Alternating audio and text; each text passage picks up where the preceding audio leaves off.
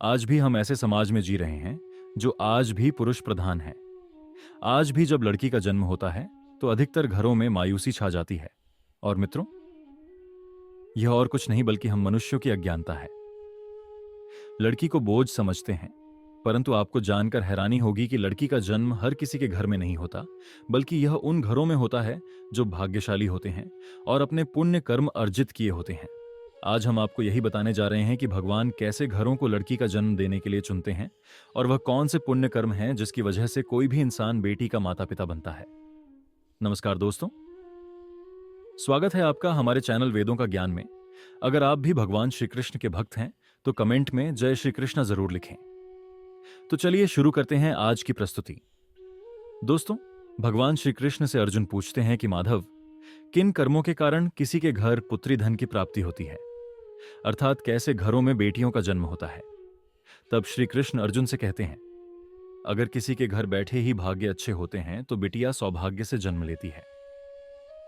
और जो भी स्त्री या पुरुष अपने पूर्व जन्म में पुण्य कर्म अर्जित किए होते हैं, उन्हें ही एक बेटी के माता पिता होने का सौभाग्य प्राप्त होता है।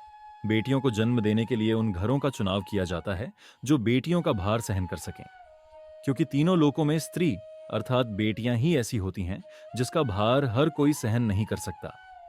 वह बेटियां ही होती हैं जो इस सृष्टि को निरंतर चलाती हैं, मां होने के लिए अपना सर्वस्व निछावर कर देती हैं। अर्जुन, पर जिस दिन इस सृष्टि में बेटियों का जन्म लेना रुक जाएगा, उस दिन धीरे धीरे इस सृष्टि का अंत हो जाएगा। दोस्तों, भगवान श्री कृष्ण के इन वचनों पर गौर किया जाए तो उनका कहना बिल्कुल सही है, क्योंकि बेटियां अगर नहीं होंगी तो किसी का भी वंश आगे नहीं बढ़ सकता। दोस्तों, आपने भी कई लोगों को कहते सुना होगा कि जिस घर में बेटी का जन्म होता है वह घर स्वर्ग के समान होता है, क्योंकि बेटा तो केवल एक कुल को रोशन करता है जबकि बेटियां दो कुलों को रोशन करती हैं।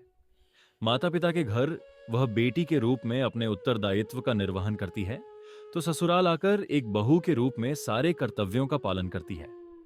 दोस्तों, आजकल आप सुनते ही होंगे कि बेटियां बहू परिवार में किसी के मर जाने पर उसका पिंडदान नहीं कर सकती, लेकिन यह बिल्कुल भी सही नहीं है, क्योंकि रामायण में बताया गया है कि प्रभु श्री राम के पिता राजा दशरथ की मृत्यु हो गई तो माता सीता अर्थात राजा दशरथ की बहू ने ही उनका पिंडदान किया था, जिससे उन्हें जन्म मरण के चक्र से मुक्ति मिल गई थी। इतना ही नहीं, हिंदू धर्म शास्त्रों में बताया गया है कि बेटियां भी अपने पिता के नाम का पिंडदान कर सकती हैं।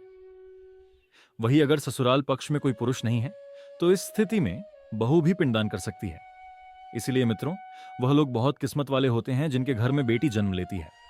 वही वह पावरवल किस्मत के होते हैं जिनके घर एक से ज्यादा बेटियां होती हैं। शायद यही कारण है कि बेटियों को लक्ष्मी कहा गया है। दोस्तों, बहुत से लोगों की सोच यही होती है कि बेटी है तो बिना समय गंवाएं और इस पर पढ़ाई में पैसे लगाकर जल्द से जल्द शादी कर दो। लेकिन यह सोच एक बेटी के भविष्य को बर्बाद कर देती है। जरा सोचिए, एक बच्ची के मन में कितने सपने होते हैं, उसे कुछ करना है, लेकिन यह सपने सिर्फ सपने ही रह जाते हैं। इसलिए अपनी बेटियों को सपने पूरे करने देना चाहिए। उन्हें जीवन में हर वो खुशी देनी चाहिए जो उन्हें मिलनी चाहिए। एक बेटे से ज्यादा एक बेटी हमेशा अपने माता पिता के लिए सोचती है। माता पिता को प्यार और अपनापन बेटी ही दिखा सकती है। बेटी के जन्म को एक जश्न की तरह मानना चाहिए। माता पिता को बेटी को हमेशा एहसास दिलाना चाहिए कि कितनी खास यह बेटी है। मित्रों, बेटी कभी भी बाप पर बोझ नहीं होती। वह सिर्फ अपनी और अपने परिवार की किस्मत बनाने के लिए जन्म लेती है। एक कथा के अनुसार दो मित्र लंबे समय के बाद एक दूसरे से मिले। एक दोस्त ने दूसरे से उसका हाल पूछा तो जवाब में उसने कहा कि मेरे हाल तो एकदम बढ़िया हैं, और वह भी क्यों ना, मेरे दो बेटे हैं। तभी वह अपने दोस्त से पूछता है कि तेरे घर में कितने बच्चे हैं। दोस्त खुशी से बताता है कि मेरे घर में दो बेटियां हैं। उसका दोस्त भगवान का शुक्रिया अदा करता हुआ कहता है कि मैं धन्य हूं, मेरे घर बेटियां हैं। यह सुनकर पिता की आंखों में आंसू आ गए।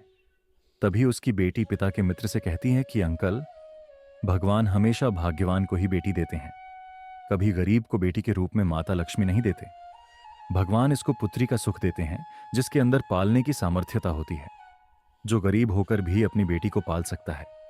एक बार स्वामी विवेकानंद वैष्णव देवी की सीढ़ियां चढ़ रहे थे। बगल से किसान अपनी बेटी को कंधे पर बिठा चढ़ाई चढ़ रहा था। तभी स्वामी विवेकानंद ने कहा कि बाबा, आपकी बेटी का बोझ आपको लग रहा होगा। इसको मैं उठा लेता हूं और माता वैष्णो के दरबार तक ले चलता हूं। सबके सामने स्वामी विवेकानंद ने कहा कि बेटी कभी भी बाप के कंधे पर बोझ नहीं होती। बेटियां अगर आपके कंधे पर हों तो वह हर बोझ को हल्का कर देती हैं। मित्रों, बेटियां कभी भी धन की भूख नहीं होती, जो सिर्फ प्यार और सम्मान की भूखी होती हैं। अब सोने वाली बात है कि कौन से कर्म के बाद आप किसी के घर लड़की के रूप में जन्म लेते हैं और उनके घर के लिए लक्ष्मी का रूप साबित होते हैं। गरुड़ पुराण में बताया गया है कि जब आत्मा को नया जन्म मिलता है, तब आत्मा को शरीर के अनुसार व्यवहार में चलकर अपने कर्म करने होते हैं। शरीर के जरिए कर्म करके ही एक आत्मा अपने जन्म के उद्देश्य को सार्थक भी बना सकती है और निरर्थक भी। अगर आप भी बेटियों को सच्चा आशीर्वाद मानते हैं तो इस वीडियो को अपने परिवार और दोस्तों के साथ जरूर शेयर करें। यदि कोई पुरुष महिलाओं का आचरण करता है, स्वभाव में महिलाओं वाली बातें ले आता है या वही काम करना चाहता है जो एक महिला को करना चाहिए, तो ऐसे ही पुरुषों की आत्मा स्त्री का शरीर धारण करती है। वहीं गरुड़ पुराण में बताया गया है कि यदि कोई व्यक्ति मृत्यु के अंतिम क्षण में किसी स्त्री को याद करते हुए प्राण त्यागता है, तो वह अगले जन्म में स्त्री के रूप में जन्म लेता है।